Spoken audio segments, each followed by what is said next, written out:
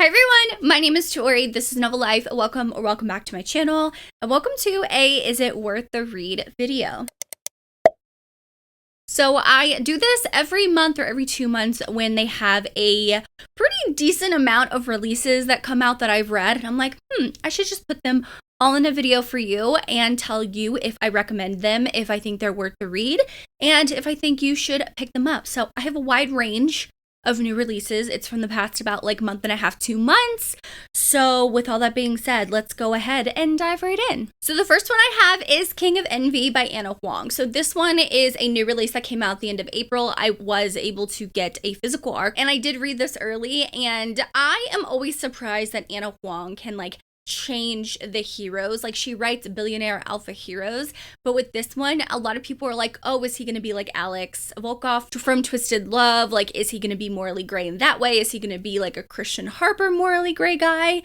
He is next level. Vuk in this book is completely next level, morally gray alpha hero, and I absolutely loved him. Now, he chooses not to speak. You see that in the previous Kings of Sen series books, and you see that he has a thing for his best friend's fiance. And you see that from her point of view, her fiance and her have this sham of an engagement. Like, it's completely fake. It's only for both of their benefit. He gets his inheritance and she is getting some of the money if they stay together for 5 years, because she wants to get out of a modeling contract that she's currently in because it's horrible for her. And in steps Vuk, and they have this instant connection that you see at the beginning, but it slowly, I don't want to say this is a slow burn romance, but it kind of is. It's slow burn in the way that it takes time for her to finally give in to Vuk, because she's like, I have this fake engagement. Well, everyone thinks I have this engagement. I can't do this to Jordan, her fiance, all this stuff like that. That's his, best friend. Vuk is his best friend. How can I do that? Blah, blah, blah, blah. But she's like, these are my feelings and I've gotta, just let them out. And they have a moment, and I love it. It was such a good book. It is on the longer side. Anna's books have been getting longer and longer, but I personally don't mind it. I love getting more about the characters, and you do see other characters from her previous books and from the Twisted series, which I thought was really fun. So if this is your cup of tea, definitely check out this one.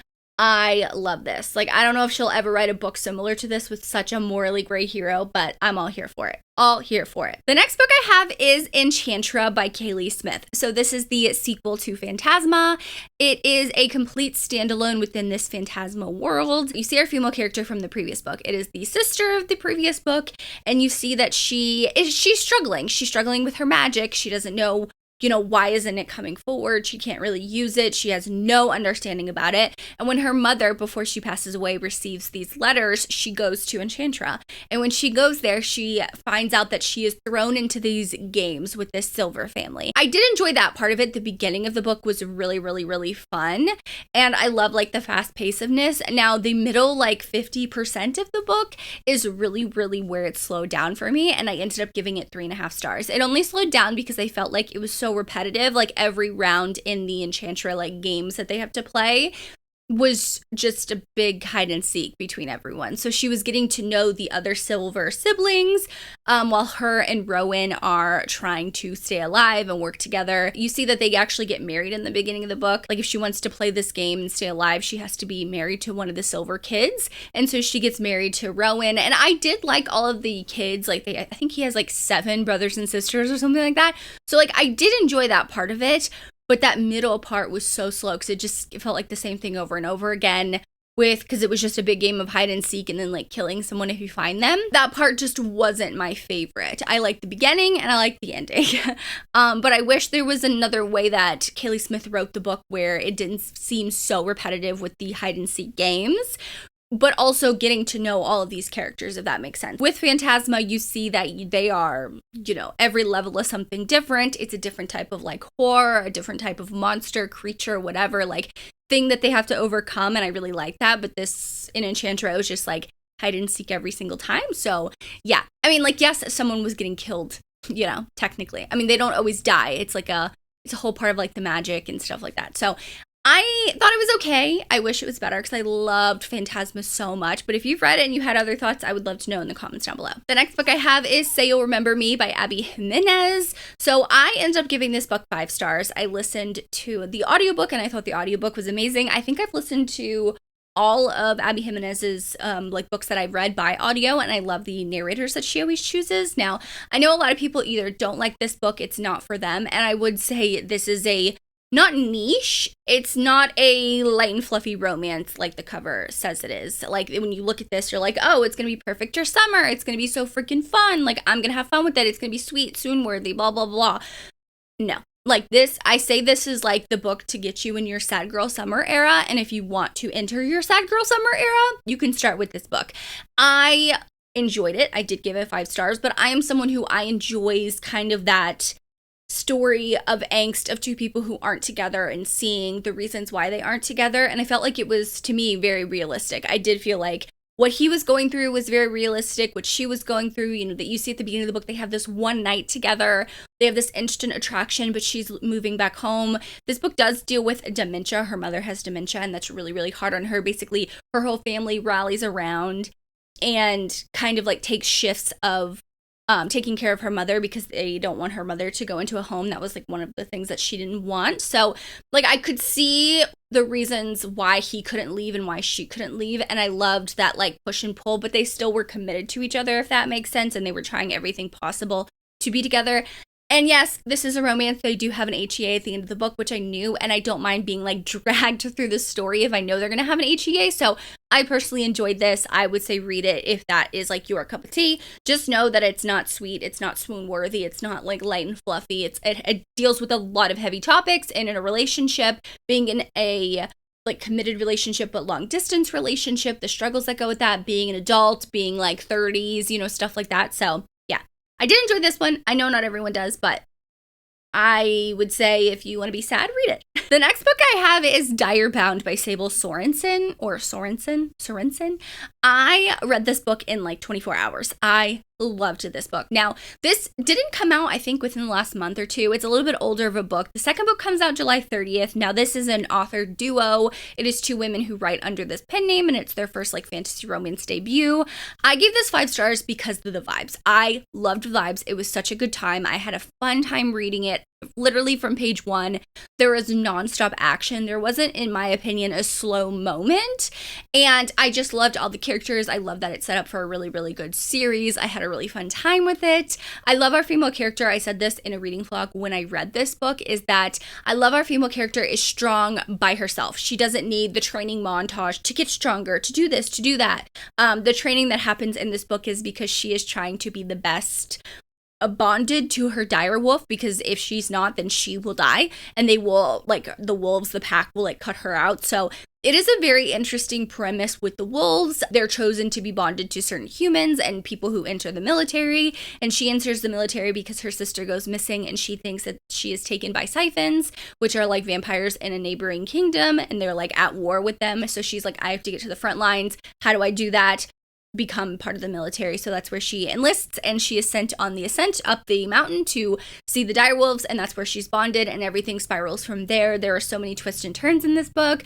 Some I saw coming, some I did not see coming. I'm also not someone who picks up a lot of stuff in fantasy books like that, where, you know, plot twists and turns and stuff like that. But I really like this fantasy romance series. I did order myself a paperback. It is coming in the mail, and I will have it on my shelf as a little trophy to myself, but I really enjoyed this. I would definitely say if you read Fourth Wing, or if you've read kind of the Helen Schwartz series, that you would really like this, because you get to know a lot of the other characters too in this series. So for me, it is definitely worth the read. I would highly suggest this fantasy romance. Now, the book that sent the internet in a tizzy is Silve Elite by Dani Francis. Now, a lot of people are like, who's Dani Francis? I don't know who she is. Oh my God, what, blah, blah, blah, blah. I personally don't care. I'm someone who, I mean, like, of course I want to know if it's publicly available, but like, I read this without knowing who Dani Francis was. I literally thought she was a debut author, or they were a debut author. And if that's true, if they've never wrote a book before and this is their first book, bravo. I love this book. I gave it 4.5 stars. I thought it was so freaking fun. If it's also an author who's written for multiple years and they're a well-known author and under a pen name, congratulations, you wrote a dystopian romance that took the world by storm. and has sold a lot of freaking copies, okay? So with all that being said, I enjoyed this. I thought it was a fun time. The vibes were vibing for me. I love, once again, non-stop action from the beginning of the book. There were a couple of things where I was like, this part is not my favorite. There were a lot of things that I saw coming, and while a lot of things made sense, it didn't give me that like full 5-star vibe. Like I said, I've read a lot of 5 stars in a row recently, and so of course you compare them, and comparing this to like some of the other 5 stars that I've previously had, it like was lacking something, but I can't like necessarily pinpoint what it was for me. But I did like this dystopian set in like a military compound. She's training. You see that her uncle is, basically killed for being a mod, basically, but he went into hiding. So he was part of the military. He went into hiding, and then now that he's not in hiding, they killed him. Our female character, Ren, she is a mod as well. You see that she is, fooled everyone, and now she is in this military squadron, basically, and you see by the end of the book, she has made it to Silve Elite, hence the name, which is the elite top of everything, and Cross, who is the hero, is the leader of that. So it is very interesting. Like I said, there's a lot of twists and turns. There's a lot of political stuff too. I think that this book set up a lot of things for the next book, and like taking down that political patriarchy type thing is one of my favorite things to read. So I'm really hoping that's where the second book goes, but we shall see.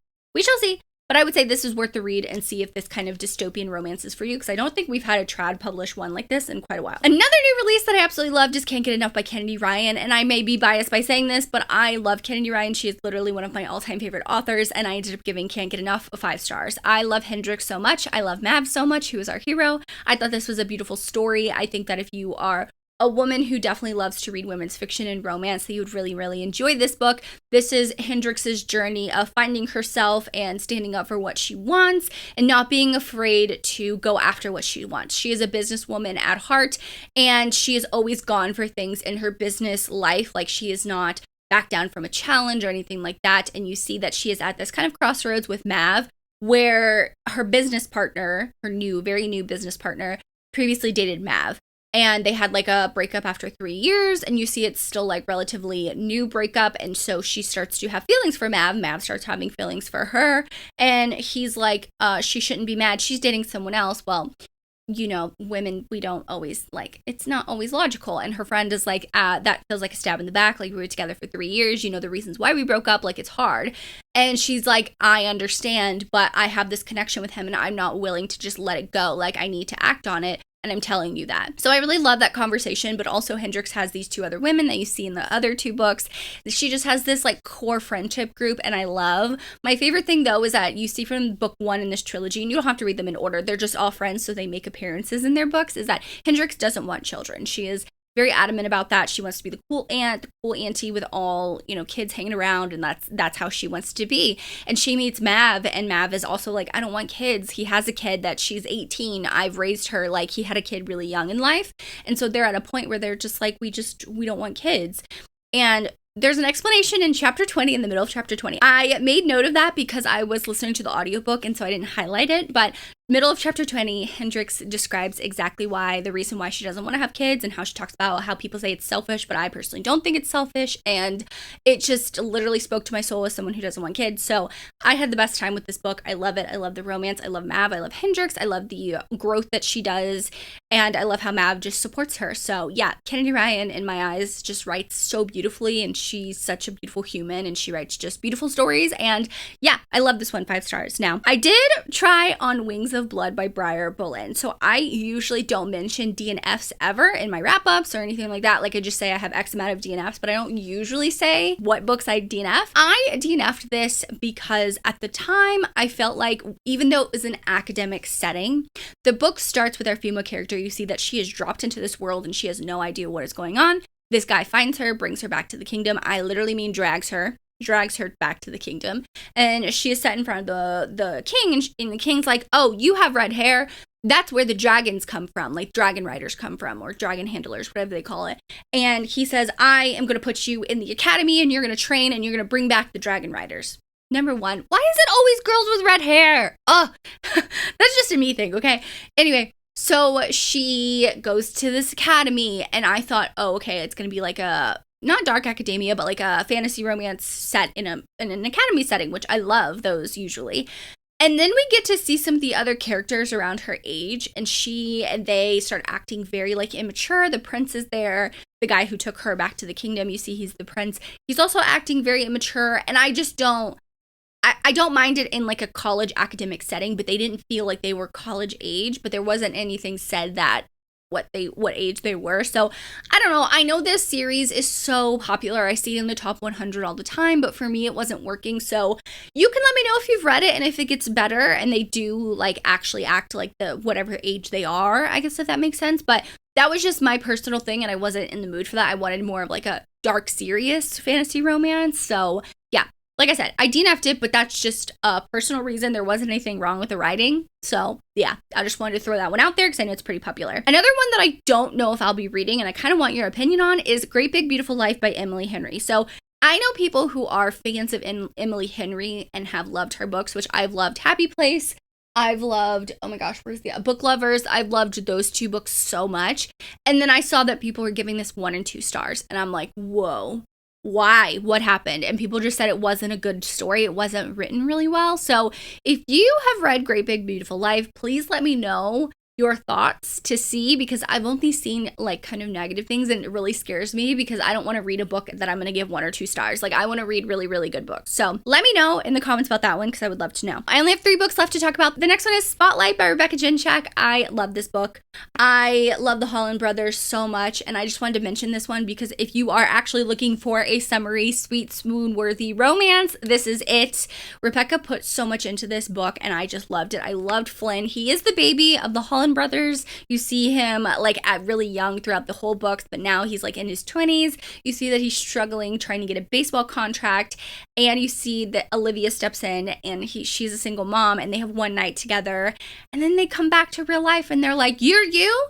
And she's like, "You're you?" I love it. The way he treats Greer, so freaking adorable. I love the baseball aspect. So like I said, if you're looking for a cute summer romance, this is it. A fantasy romance I recently read and I gave 3 stars is This Vicious Dream by Stasia Stark. I was able to get the physical arc of this book at a Polycon when I met her, and I was super, super excited for it. Now, she did tell me that you can read this as a standalone. You don't have to read A Court So Cruel or This Cruel and Lonely. I was hella confused when I read this book, and that is the only reason why I gave it 3 stars. If you read that previous series by her, which I think is like the Wicked Lie series, something like that, you would enjoy this book. Because a lot of those characters are mentioned, and they're part of the story, but I literally had no freaking clue what was going on. When I tell you I had no clue, I literally mean I have no clue what was going on in this book. I was so confused. It took away from me trying to like immerse myself with the romance and what was going on in this book because those characters were being brought up so much. They were such an important part of like some of the information that was being told, and I was like, but wait, how do you know this? Like, where did you come from? Like, what? So I personally don't think that you can read this by itself. I really think that you need to read the previous series first. So that being said, is it worth the read? I think that if you've previously read the other series, yes.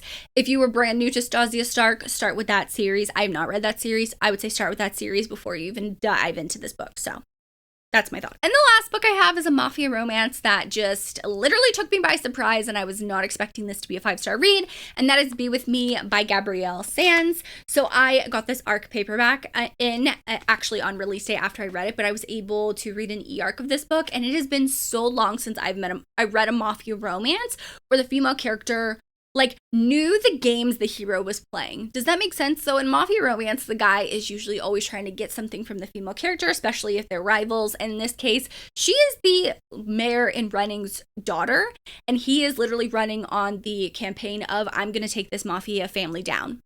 And that's his family, okay? He's obviously not having it. And she knows exactly who he is when they meet, and she sees exactly what he's trying to do. She sees that he's trying to get information from her, and he kind of puts her in like a hard place that it's like, you want your fashion brand to take off.